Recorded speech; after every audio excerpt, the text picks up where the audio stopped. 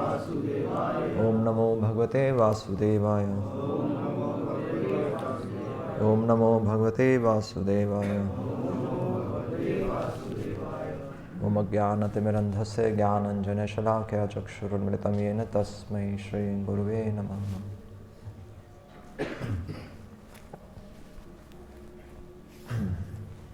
11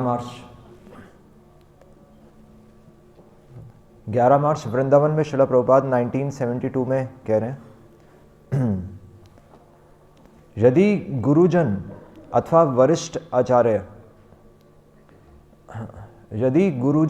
वरिष्ठ आचार्य पराजित होना स्वीकार भी कर लेते हैं तो क्या होना चाहिए?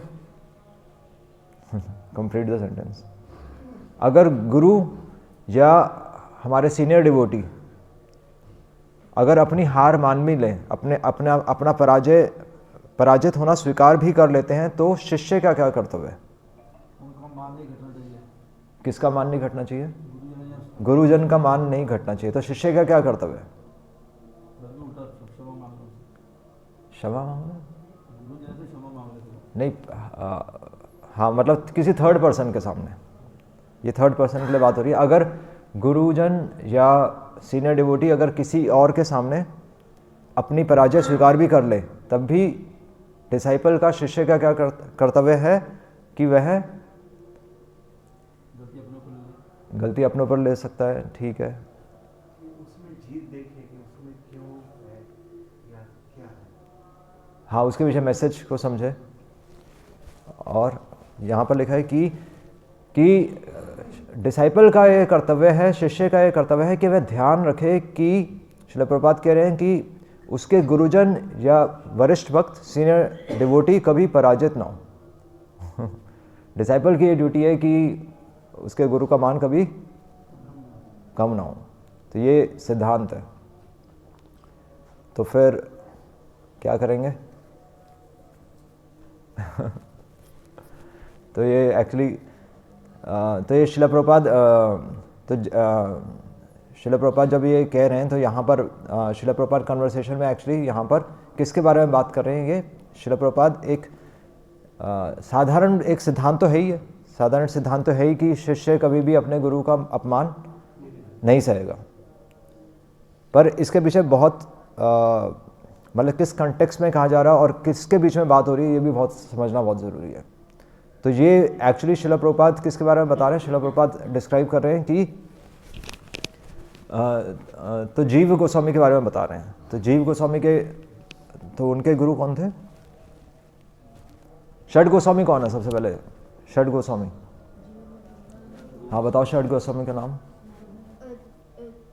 सबसे पहले आने चाहिए, सीक्वेंस में होना चाहिए।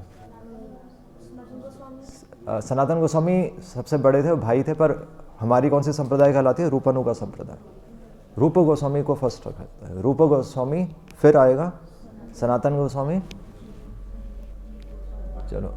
चलो मेन 3 अगर गोस्वामियों के नाम, अगर 6 में से भी अगर हम 3 का हम जिन्होंने शास्त्र, हमें भक्ति के शास्त्र की दृष्टि से जिन्होंने शास्त्र लिखे हैं, चैतन्य महाप्रभु की शिक्षाओं को जिन्होंने पेन डाउन किया है, तो वो हैं 3 मेन, रूप गोस्वामी, सनातन गोस्वामी और जीव गोस्वामी।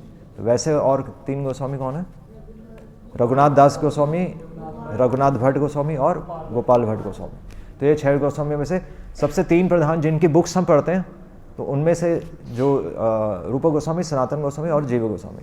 और जीव गोस्वामी एक्चुअली रूप गोस्वामी के डिसाइपल। और तो मेन रूप गोस्वामी, सनातन गोस्वामी और इनके 3 भाई थे। ये तीसरे भाई का नाम क्या था? नहीं पता होगा, अनुपम। तो अनुपम के बेटे थे जीव गोस्वामी। अनुपम के बेटे थे जीव गोस्वामी। और तो इस तरह से उनके चाचा हो गए रूप गोस्वामी। रूप गोस्वामी, सनातन गोस्वामी इनके चाचा हो गए या उनके भतीजे हो गए। पर जीव गोस्वामी के बारे में कंटेक्स्ट में बात हो रही है। और ये जीव गोस्वामी, तो ये जो स्टोरी श्रील प्रभुपाद बता रहे हैं कि क्या हुआ था कि एक बार मतलब चैतन्य महाप्रभु के डायरेक्ट डिसाइपल्स रूप गोस्वामी, सनातन गोस्वामी। और रूप गोस्वामी के साथ एक बार क्या हुआ कि एक बार कोई पंडित आया उनके पास। और रूप गोस्वामी तो बहुत मतलब ये तो वृंदावन के षड गोस्वामी काफ़ी जो रूप गोस्वामी सनातन गोस्वामी काफ़ी फेमस थे, तो दूर दूर से विद्वान आते थे उनसे डिबेट करने के लिए।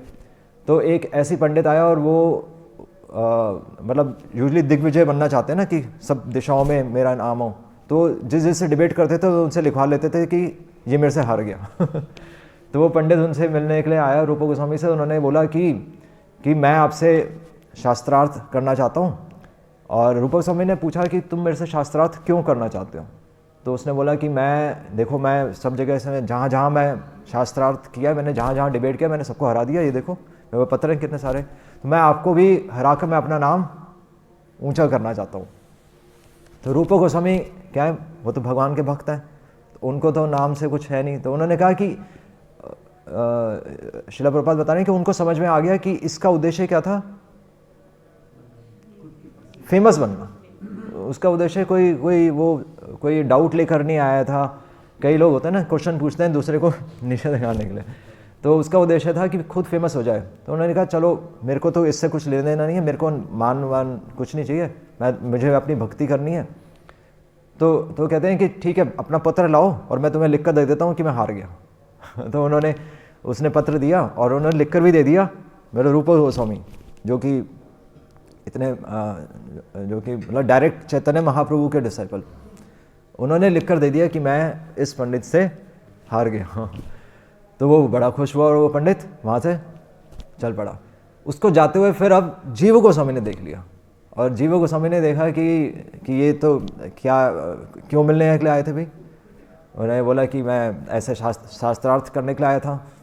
तो उन्होंने बोला अच्छा तो आपके हाथ में क्या है? उन्होंने कहा ये कागज़ है। उस कागज़ पे उन्होंने कहा बताओ क्या लिखा है? उसमें लिखा था कि मैं स्वीकार करता हूँ कि मैं इस पंडित से शास्त्रार्थ में हार गया।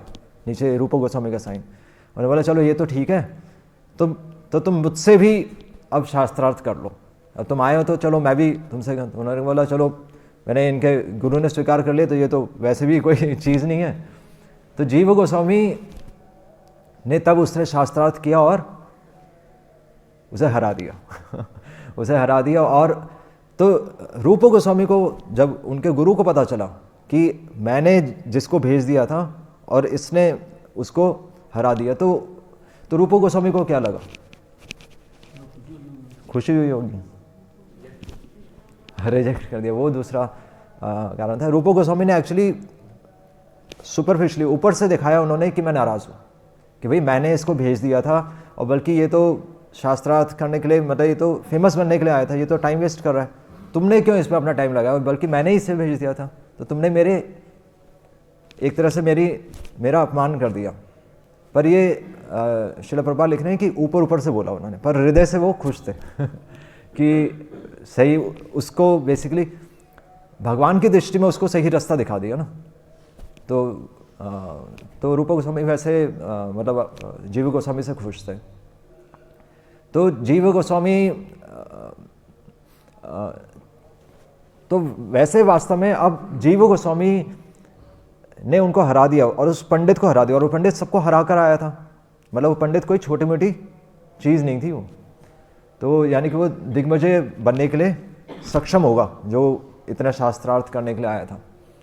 और जीव गोस्वामी ने जब उसको हराया, तो जीव गोस्वामी कौन थे ये हमें पता होना चाहिए। मतलब शिष्य का कर्तव्य तो है कि अपने गुरु का अपमान ना होने दे, पर शिष्य योग्य भी होना चाहिए। तो जीव गोस्वामी कौन थे?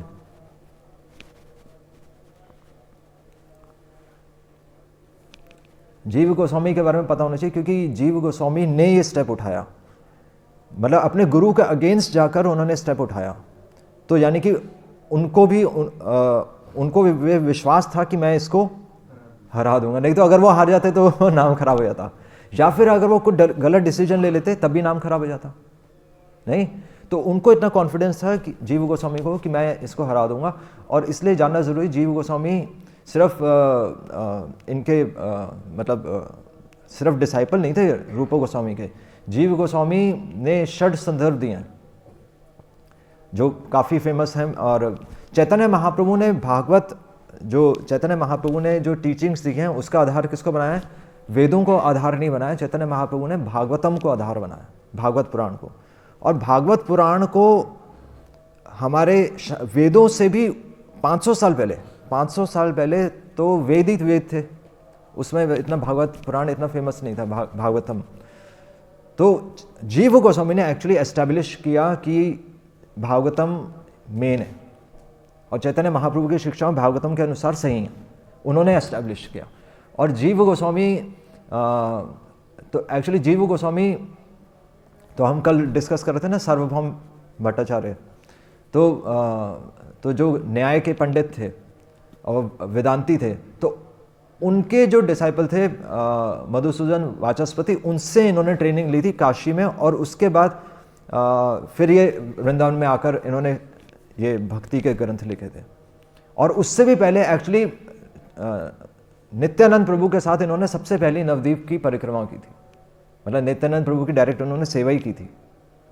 तो चैतन्य महाप्रभु की शिक्षाएं रूप गोस्वामी के माध्यम से मिली थी, नित्यानंद प्रभु का उन्हें संग मिला था, उन्होंने षड संदर्भ दिए, गोपाल चंपू उन्होंने लिखी और इतने फेमस थे कि उस समय अकबर भी उसी समय के थे, तो अकबर ने इनको ग्रंथ लिखने के लिए कागज़ प्रोवाइड कराया था। उस समय कागज़ मतलब इतनी आसानी से ऐसे कोई शॉप में मिलता नहीं था, तो इतनी कीमती चीज़ थी और वो इनको प्रोवाइड कराई गई ग्रंथ लिखने के लिए। तो ये थे जीव गोस्वामी। तो और जीव गोस्वामी के डिसाइपल कौन थे, मतलब जीव गोस्वामी जो इतने फेमस थे, तो इनके डिसाइपल नरोत्तम दास ठाकुर, जिनका हम इतनी प्रेयर्स पढ़ते हैं, नहीं, नरोत्तम दास ठाकुर, श्यामानंद पंडित और तीसरे कौन थे, श्रीनिवास आचार्य। तो मतलब इतने इम्पॉर्टेंट पर्सनालिटी, और वो फिर ये डिसीजन ले रहे हैं कि मैं अपने गुरु को नीचे नहीं, मतलब मैं उनका अपमान नहीं होने दूंगा। तो इतने सक्षम थे वो, इतने पावरफुल थे एक्चुअली। तो इसलिए अब यहाँ पर अगर हम देखें कि एक साधारण दृष्टि से भी वैसा सिद्धांत यही है कि शिष्य अपने गुरु को अपमान नहीं होने देता, पर साधारण दृष्टि से तो बात बिल्कुल सही है और यही जीव गोस्वामी ने यहाँ पर एक सिद्धांत को स्थापित किया। पर एक परिस्थिति हो सकती है जहाँ पर हमें शांत भी रहना पड़े, और वो परिस्थिति क्या है, एक डिसाइपल को हो सकता है चुप भी बैठना पड़े।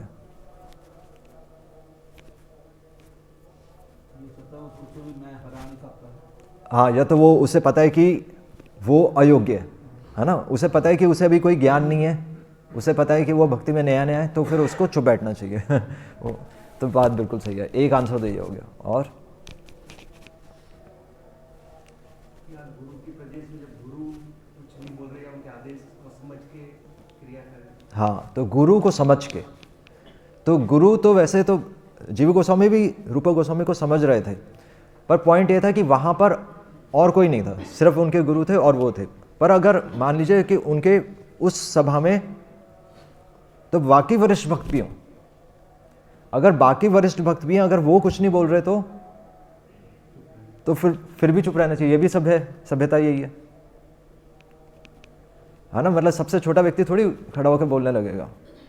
और बल्कि अगर पूरा परंपरा ही हो, अगर परंपरा की ये इच्छा है, तब भी आप नहीं बोल सकते,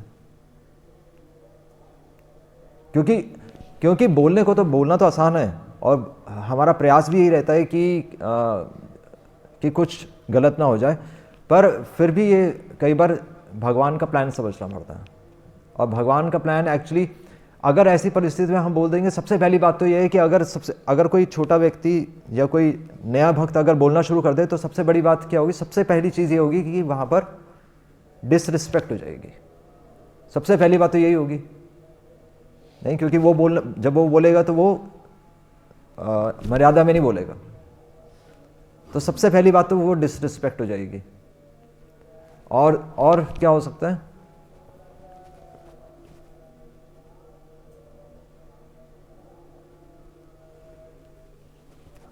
गुरु की बात को भी मतलब क्रॉस करना, मतलब छोटी बात नहीं है, गुरु की बात को क्रॉस करना छोटी बात नहीं है।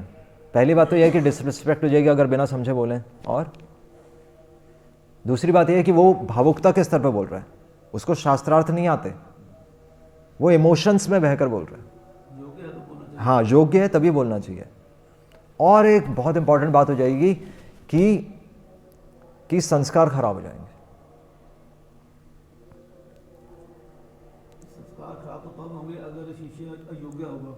योग्य नहीं होगा। हाँ हाँ हाँ, तभी उसी का कंडीशन क्या कह रहे हैं, अगर शिष्य अयोग्य है और फिर भी बोल रहा है, अगर शिष्य अयोग्य है फिर भी बोल रहा है तो उसके संस्कार खराब हो जाए। और वहाँ पर अगर आपके पास वरिष्ठ भक्त भी बैठे हैं, है ना, तो एक गलत मैसेज चला जाता है, एक गलत मैसेज चला जाएगा, क्योंकि वो क्योंकि अगर सभा में किसी को बोलना चाहिए तो सीनियर्स को बोलना चाहिए। हमेशा ये जो एटिकेट्स यही कहते हैं कि सीनियर्स, जब वो यही कहते हैं ना, हम जो दो बड़े बात कर रहे हो तो बीच में नहीं बोलना चाहिए। ये बात बिल्कुल सही है। ये सीनियर्स की इजाज़त लेके बोला जा सकता है। हाँ, सीनियर्स की इजाज़त हो तब ठीक है, हम बोल सकते हैं। या फिर इस केस में जैसे सिर्फ रूप गोस्वामी थे और जीव गोस्वामी थे, वहाँ पर कोई सीनियर्स, वहाँ पर कोई सीनियर नहीं था, तो उनकी रिस्पॉन्सिबिलिटी थी और वो योग्य थे इसलिए वो बोले। और एक और बात हो जाएगी कि अगर मान लीजिए कि हम बोले और हमारी बात हाँ नहीं सच हो जाए मतलब हम बोले, पहली बात तो हम अयोग्य, दूसरी बात हम भावुकता के स्तर पर बोल रहे हैं, तीसरी बात कि हम बोले और मान लीजिए हमारी बात कल को सच हो गई, अहंकार हो जाएगा। हाँ, तो उससे सबसे खराब मैसेज आएगा। तो हमारे पास क्या मैसेज चला गया कि हम बोल सकते हैं कि मतलब मैं महान हूँ, ये मैसेज चला गया ना। ये मैसेज आना सबसे खतरनाक है, क्योंकि अल्टीमेटली भक्तों के जीवन में जो चल रहा होता है वो क्या होता है। जैसे मान लीजिए अगर ये पंडित अगर रूप गोस्वामी से लिखवा कर भी ले जाता तो वो कुछ कर पाता, कुछ नहीं कर पाता। वो जिसको दिखाए वो सब हंसते, उनके मुकाबले योग्य था। हाँ, वो ना वो कोई ग्रंथ लिख रहा होता बैठ के वो कागज ही दिखाता। तो भगवान की प्लानिंग अपने भक्तों के लिए सर्वश्रेष्ठ होती है ना। ये हम जो नियर साइटेडनेस है उसको हम बोलते हैं कि समीप दृष्टि से हमें लगता है कि चीज़ें बिल्कुल ठीक होनी चाहिए। नहीं, ऐसा ज़रूरी नहीं है, क्योंकि बड़ी बड़ी चीज़ें हो जाती हैं और बड़े बड़े इनफैक्ट एम्पायर्स, पूरे बड़ी बड़ी संस्थाएं गिर जाती हैं। प्रभुपाद ने भी जो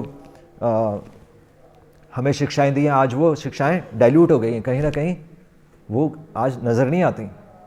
नहीं, तो इतनी बड़ी बड़ी बातें हो जाती हैं, पर इस सब के पीछे कुछ ना कुछ प्लानिंग चल रही होती है। हाँ, हमारा शिष्य का कर्तव्य है कि अपने आप को योग्य बनाए, वो ज़्यादा अच्छा है ना। हम अपने आप को योग्य बनाएं और बल्कि तब हम कुछ बोलें तो वो ज़्यादा अच्छा है। तो इसलिए और एक बात और हो जाएगी, क्योंकि अगर हम अभी नए हैं और हम अभी बोल पड़े बड़ों के बीच में, तो एक और उस पर गलत संस्कार चला जाएगा कि हम भगवान पर निर्भर होना भूल जाएंगे। हम सिचुएशन को अपने हाथ में ले रहे हैं ना, तो सिचुएशन को अपने हाथ में लेकर हम फिर भगवान पर निर्भर होना भूल रहे हैं। जबकि भगवान का प्लान तो कभी गलत नहीं हो सकता। भगवान ने अगर कुछ किया है, कुछ हमारे जीवन में, कुछ भक्त के जीवन में कुछ हो रहा है, तो यानी कि उसके पीछे कोई पर्पस है। नहीं तो किसी की मृत्यु ही नहीं होती, नहीं कोई बीमार ही नहीं होता।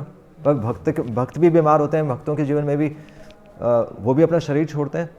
ऐसा नहीं है, वो सब चीज़ें पूरी प्लानिंग के साथ चल रही होती हैं। पर हमारा यही कर्तव्य है कि हमें अपने आप को योग्य बनाना चाहिए।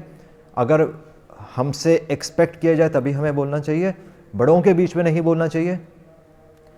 स्पेशली जब वरिष्ठ भक्त बैठे हैं, जब वरिष्ठ भक्तों की इच्छा हो तो उस इच्छा को हमें नहीं काटना चाहिए। और ये हमें प्रैक्टिस करनी चाहिए कि सिचुएशन में हम अपने आप को ढाल लें, है ना। मतलब learning to depend upon Krishna. ये सब समय का भी ध्यान रखना चाहिए। किसका? जगह का, हाँ समय का। हाँ, वही जगह में वही है ना। जगह मतलब वही है कि वहाँ पर वरिष्ठ भक्त बैठे हुए हैं। जब वहाँ पर वरिष्ठ भक्त बैठे हुए हैं तो फिर हमें नहीं बोलना चाहिए। मतलब दोनों सिचुएशंस हैं। अब अगर हम सक्षम हैं तो डेफिनेटली हमें गुरु का अपमान नहीं होने देना चाहिए। पर कई बार क्योंकि हम भावुक होंगे तो हम क्या है, हम सीधा तलवारें निकाल लेंगे और तलवारें निकाल के दोनों सबका नुकसान होगा। नहीं, कई बार बड़ा वरिष्ठ भक्त या गुरु रोक देते हैं तो आप मत बोलो। हाँ, गुरु ही रोक देगा। कई बार गुरु ही रोक देगा तो आप मत बोलो, तो फिर हम नहीं बोल सकते। यहाँ पर जैसे रूप गोस्वामी हृदय से, प्रभुपाद लिख रहे हैं कि वो हृदय से संतुष्ट थे जीव गोस्वामी से, पर ऊपरी दृष्टि से उन्होंने दिखाया कि मैं संतुष्ट नहीं हूँ। ऐसा क्यों किया उन्होंने? ऊपरी दृष्टि से क्यों दिखाया, ये भी बहुत इंपॉर्टेंट है, क्योंकि जीव गोस्वामी को मैसेज सही जाना चाहिए कि गुरु की इच्छा के विरुद्ध, मतलब बाह्य दृष्टि से, मतलब दोनों ऑप्शंस लिए। अगर वो खुश हो जाते तो सिर्फ हम एक ऑप्शन ले रहे होते। हमें दोनों पक्षों को वे करके चलना है। मतलब ना जीव गोस्वामी को तो दिखाने की जरूरत नहीं थी, ना उनको सिखाने की जरूरत थी एक्चुअली, पर उनके माध्यम से हमें बता रहे हैं कि दोनों ऑप्शंस हैं, कि भाई अगर आप बोल सकते हैं तो आपको नहीं भी बोलना चाहिए, दोनों ऑप्शंस हैं। और किन सिचुएशन में बोलना चाहिए, किस सिचुएशन में नहीं बोलना चाहिए, हमें दोनों पक्षों को साथ में लेकर चलना है। तो उनके माध्यम से हमें बता रहे हैं। जीव गोस्वामी तो जीव गोस्वामी थे, तो जीव गोस्वामी तो मतलब उनका वृंदावन में तो राधा दामोदर मंदिर तो उन्हीं के द्वारा एस्टेब्लिश किया गया, राधा दामोदर मंदिर। और बचपन से जीव गोस्वामी के डीटीज कौन थे? बचपन से वो किसके साथ खेलते थे? उनके अपने डीटीज थे बचपन से, उनके कृष्ण बलराम के डीटीज थे उनके। तो जीव गोस्वामी कोई साधारण पर्सनालिटी नहीं थे। तो और षड संदर्भ, ये षड संदर्भ क्या है? षड संदर्भ पता है किसी को?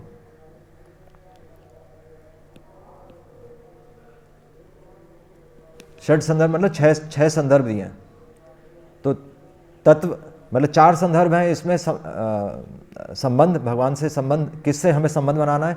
एक है अभिधेय, हमें करना क्या है, और है प्रयोजन, हमारा गोल क्या है। तो 4 क्या है? तत्व संदर्भ, तत्व मतलब हमें कृष्ण तत्व, भक्ति तत्व, है ना, कृष्ण तत्व, तत्व संदर्भ, भक्ति तत्व संदर्भ, भागवत संदर्भ, और क्या था, हाँ, परमात्मा संदर्भ, परमात्मा भी कृष्ण के बारे में, और कृष्ण संदर्भ। ये हो गए 4 भगवान से अलग अलग तरीके से संबंध है हमारे। फिर हो गया करना क्या है, भक्ति संदर्भ, भक्ति करनी है, और गोल क्या है, प्रीति संदर्भ, भगवान से प्रीति करनी है। तो ये 6 संदर्भ दिए, पर ये संदर्भ भी उन्होंने ट्रेनिंग ली एक्चुअली।